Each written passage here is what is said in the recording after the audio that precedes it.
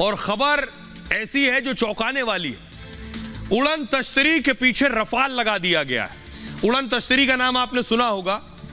कुछ इस तरह की उड़न तश्तरी जो भारत में देखी गई है, भारत के आसमान में देखी गई। अगली तस्वीर दिखाइए जरा। ये आप देख रहे हैं, ये उड़ते हुए जो नजर आ रही है, ये बताया जा रहा है ये क्या चीज अचानक ये गायब हो गई है। फुल स्क्रीन लीजिए जरा इसको। ये आप देख रहे हैं, ये उड़न तश्तरी बताई जा रही है जो भारत में देखी गई और इसके पीछे रफाल विमान लगा दिए गए। और ये आप देख रहे हैं इंफाल एयरपोर्ट की तस्वीर, मणिपुर के इंफाल में इसे देखा गया। आइए मैं आपको दिखाऊं।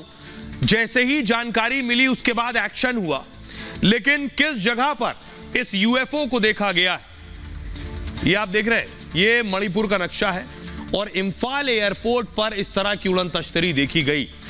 और जैसे ही जानकारी मिली वैसे ही कि भारत में एक यूएफओ आया है। यूएफओ मतलब वो अनजान उड़ती हुई वस्तु जिसके बारे में कोई जानकारी नहीं। देखिए जरा उसके बाद क्या हुआ।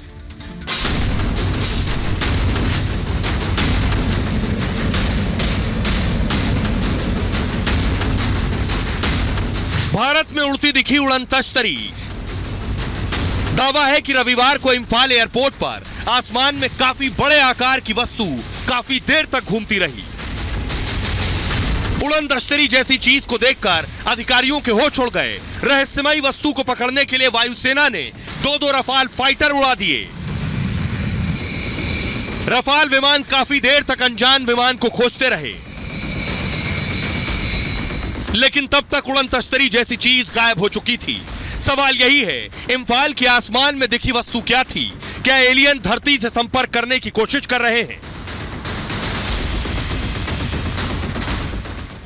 आइए आपको बताता हूं भारत में यह उड़न तश्तरी किसने देखी, सबसे पहले कैसे जानकारी मिली और उसके बाद कैसे खबर दी गई। यह इसलिए बड़ी खबर है क्योंकि इससे पहले इस तरह की जानकारी नहीं मिली। ये आप देख रहे हैं, ये इंफाल एयरपोर्ट है। 19 नवंबर को मणिपुर के इंफाल में रहस्यमयी वस्तु दिखी। इंफाल एयरपोर्ट के ऊपर यूएफओ उड़न तश्तरी जैसी चीज दिखी। यूएफओ यानी अनआइडेंटिफाइड, यानी जिसे पहचाना ना जा सके, फ्लाइंग ऑब्जेक्ट, उड़ती हुई चीज। दावा है कि यूएफओ जैसी वस्तु करीब 1 घंटे तक उड़ती रही।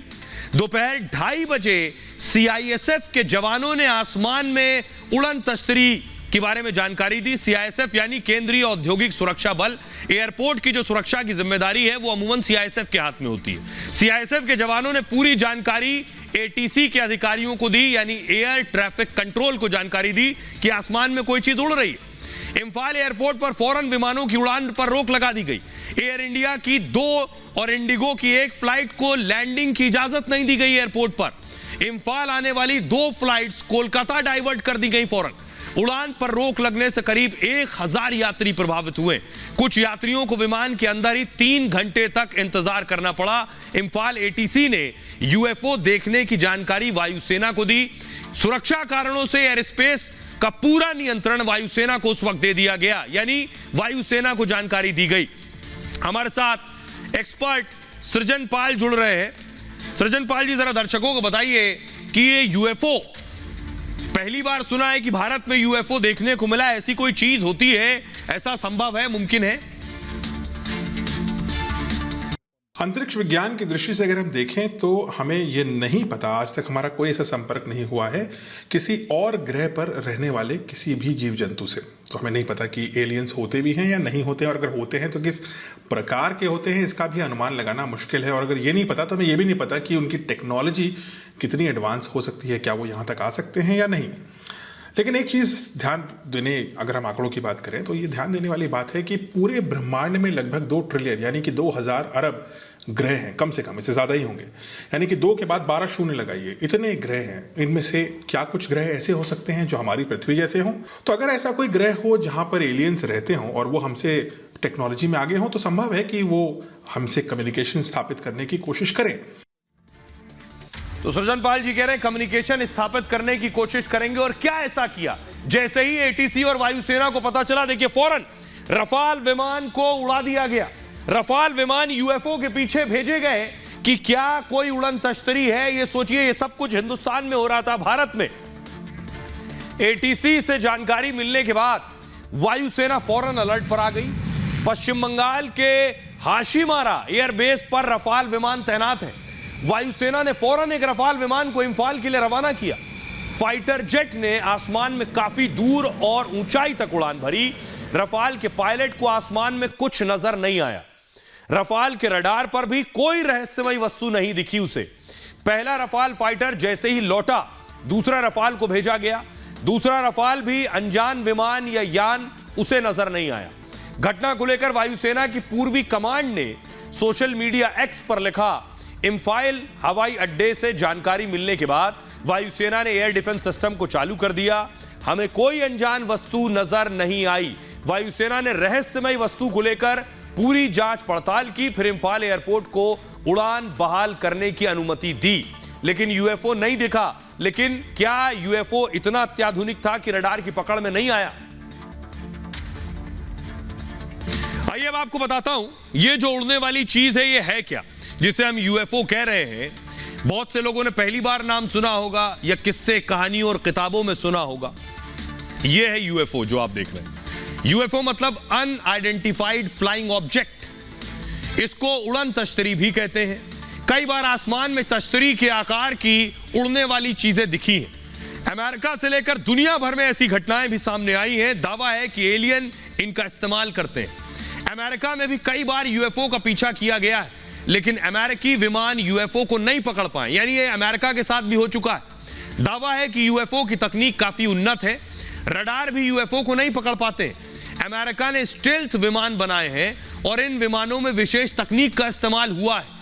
ये विमान भी रडार की पकड़ में नहीं आते हैं। हाइपरसोनिक मिसाइल को भी रडार नहीं पकड़ पाए हैं। अब स्टेल्थ तकनीक से ड्रोन भी बनाए जा रहे हैं। ऐसे ड्रोन को रडार नहीं पकड़ पाता है। ये बताने का मकसद ये है कि हमारे रफाल भी के रडार इसे नहीं पकड़ पाए, तो कोई बड़ी बात नहीं है। जब हम बहुत सी तकनीक बना पाए हैं जिसे रडार ना पकड़ पाए, तो अगर कोई यूएफओ जैसी चीज है और वो आई है तो संभव है उसे रडार ना पकड़ पाए। हमारे साथ एक्सपर्ट सृजन पाल जी जुड़ रहे हैं। सर, एक सवाल मेरा ये है कि हमारे रडार रफाल के उसे नहीं पकड़ पाए और हमारी बाकी रडार तकनीक भी नहीं पकड़ पाई। क्या यह मुमकिन है कि यूएफओ आया हो, उड़न तश्तरी आया हो और हमारे जो तकनीक है वो उसे ना पकड़ पाई हो? यूएफओज यूजुअली एक बहुत ही एडवांस टेक्नोलॉजी होती है, क्योंकि कोई देश अगर ऐसा बनाता है कि उसको गुप्तचर पर्पस के लिए इस्तेमाल करना है, तो वो इस चीज़ को इंश्योर करता है कि अगर किसी कारण से उसके यूएफओ को डिटेक्ट कर लिया जाए तो वहाँ से वो भाग निकले। इसके लिए यूएफओज में ज़्यादातर इलेक्ट्रॉनिक काउंटर मेजर्स लगे होते हैं, यानी जैसे ही कोई रेडार उनको पकड़ता है, उनको पता लग जाता है यूएफओ को और वो तुरंत वहाँ से भाग निकलता है। यूएफओज को जो अगर हम अमेरिकन स्टडीज़ को देखें, उनके पास सैकड़ों ऐसे एग्जाम्पल्स हैं और अभी उन्होंने कुछ साल पहले, इनफैक्ट पिछले साल ही, उन्होंने अपनी कांग्रेस को एक पूरी रिपोर्ट दी थी यूएस नेवी ने अबाउट यूएफओज, और उन्होंने उसकी वीडियोज़ भी निकाली थी।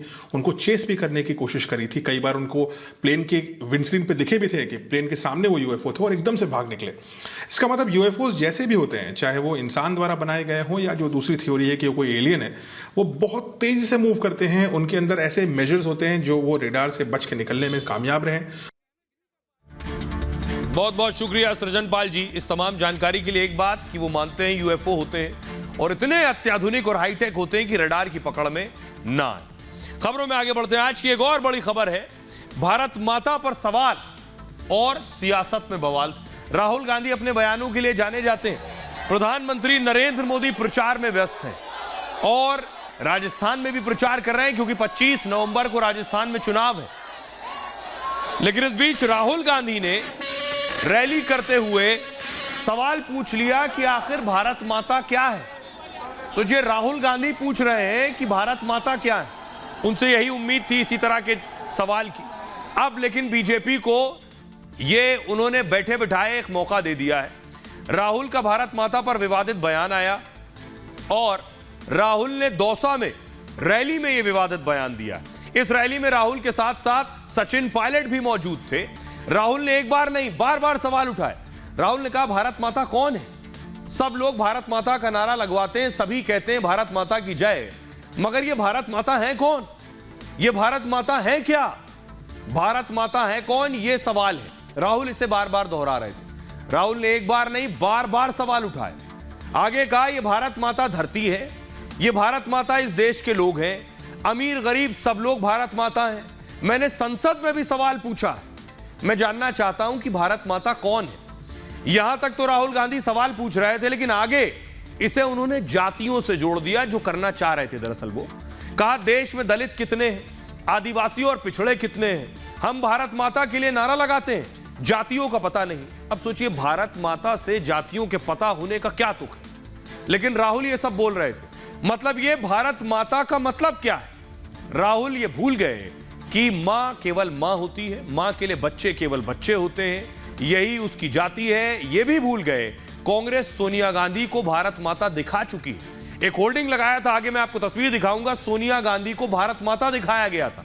और फिर इसी साल सितंबर में यह होर्डिंग हैदराबाद में लगाई गई, जब कांग्रेस कार्य समिति की बैठक हो रही थी।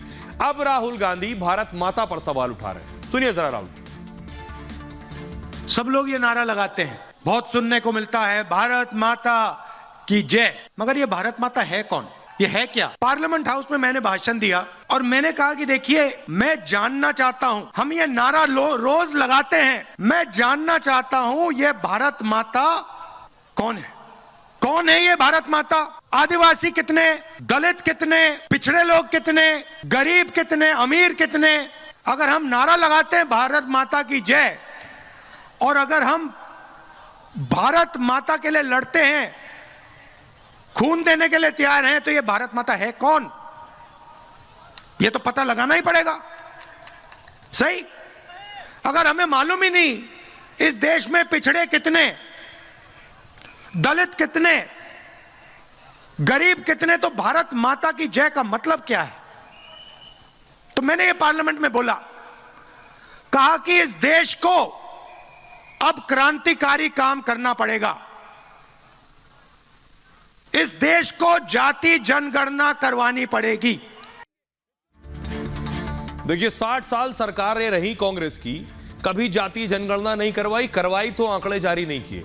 लेकिन अब लग रहा है यही शायद चुनाव जितवा दे। अब पूछ रहे हैं भारत माता कौन है? तो देखिए जरा, फुल स्क्रीन लीजिए। ये सोनिया गांधी की तस्वीर मैं आपको दिखा रहा हूं। हैदराबाद में होर्डिंग लगाई गई थी कार्य समिति की बैठक के दौरान, वहां सोनिया गांधी को ही भारत माता दिखा दिया था कांग्रेस ने। तब सवाल उठे थे, इंदिरा इज इंडिया और इंडिया इज इंदिरा, तो सोनिया गांधी भारत माता और भारत माता ही सोनिया गांधी। और राहुल गांधी पूछ रहे हैं कि आखिर भारत माता है कौन? अब मैं आपको बताऊं कि आखिर राहुल गांधी ये सवाल क्यों कर रहे हैं। इसके पीछे कोरी सियासत है, सिर्फ पिछड़ा वर्ग और उसका वोट बैंक। दरअसल राजस्थान में कांग्रेस फंसी हुई है इस वक्त, और चुनावी आकलन कांग्रेस के खिलाफ दिख रहे हैं। कांग्रेस ने सबसे ज्यादा टिकट जाटों को दिए, और लेकिन कांग्रेस को बात बनती फिर भी नहीं दिख रही। 2019 के लोकसभा में जाटों ने वोट कर दिया बीजेपी को। उसे डर है कि इस बार भी बीजेपी बाजी ना मार ले कहीं, इसलिए अगड़ा पिछड़ा किया जा रहा है। अगड़ा और पिछड़े को बांट दो। भारत माता को जातियों से जोड़ा जा रहा है कि जातियों के बारे में बताओ, नहीं बताओगे तो भारत माता कौन? दोनों बातों में कोई तारतम्य और तुक नहीं है। इसके अलावा आपको बताऊं, ये आंकड़े देखिएगा। अब किसने कितने कैंडिडेट्स को टिकट दिया है। जाट कैंडिडेट जो कि पिछड़ा वर्ग में आते हैं, कांग्रेस ने 36 उम्मीदवार जाट उतारे और बीजेपी ने 33। इसके पीछे भी अगला पिछड़ा की सियासत है। कांग्रेस ने 34 दलितों को टिकट दिए, बीजेपी ने भी 34 दलितों को टिकट दिए। आदिवासी 33 आदिवासियों को कांग्रेस ने टिकट दिए, बीजेपी ने 30 आदिवासियों को टिकट दिए। कांग्रेस ने 17 राजपूत कैंडिडेट उतारे, बीजेपी ने 25 राजपूत कैंडिडेट उतारे हैं। ब्राह्मण 16 कैंडिडेट कांग्रेस ने उतारे, बीजेपी ने 20 उम्मीदवार ब्राह्मण उतारे। बनिया दोनों ही पार्टियों ने, कांग्रेस के 11 उम्मीदवार हैं और बीजेपी के भी 11 उम्मीदवार हैं। बताने का मकसद यह है कि कांग्रेस ने जानबूझकर अगड़ा बनाम पिछड़ा करने के लिए ओबीसी कार्ड खेलते हुए पिछड़ों को ज्यादा उम्मीदवारी दी है और कैंडिडेट बनाया है। गुर्जर 11 प्रत्याशी कांग्रेस के हैं और बीजेपी ने 10 प्रत्याशी उतारे हैं। माली कांग्रेस के 4 और बीजेपी के 3 हैं। मुस्लिम 15 कांग्रेस ने दिए हैं, बीजेपी ने कोई भी मुस्लिम कैंडिडेट नहीं उतारा है। यह है राहुल गांधी की भारत माता का असली मायने। अब आपको सुनवाता हूं, सुनिए इस पर सियासतदान क्या कह रहे हैं। संतान भाव जिसमें होगा वो माँ की कदर समझेगा। इनकी माता जी तो भारत से है नहीं, तो वो जो भी उनके अंदर आया है उसमें भारत के प्रति संतान भाव है ही नहीं, तो फिर वो भारत को माता क्यों कहेंगे? देखिए, कोई विवादित तो उन्होंने बयान नहीं दिया है। उनके डीएनए में ही भारतवर्ष से उसको कोई प्रेम नहीं है, कोई प्यार नहीं है। और ये मैं इसलिए कह सकता हूँ कि अब कभी भी कांग्रेस पार्टी की कोई मीटिंगों में भारत माता की जय बोलने में लोग बड़ा चाहते हैं। उनके लिए तो भारत माता नहीं है, उनकी पूरी कांग्रेस के लिए तो सिर्फ एक ही माता है, वह सोनिया गांधी माता है। उनके लिए परिवार से आगे कुछ है नहीं, इसलिए वो इस प्रकार की बात करते हैं और सचमुच देश को शर्मसार करते हैं जब वो इस प्रकार की बात करते हैं। लाखों करोड़ों भारतीय जो हजारों साल से भारत को मां के रूप में देख के भारत माता के रूप में पूजते हुए उनके आस्था पे ठेस लगा रहे हैं, उनकी सोच पर मार कर रहे हैं, ये कहकर कि ये भारत माता है कौन। राहुल गांधी जी ने भारत माता के विषय में जो विवादित टिप्पणी की है, ये बहुत बड़ा अपराध किया है।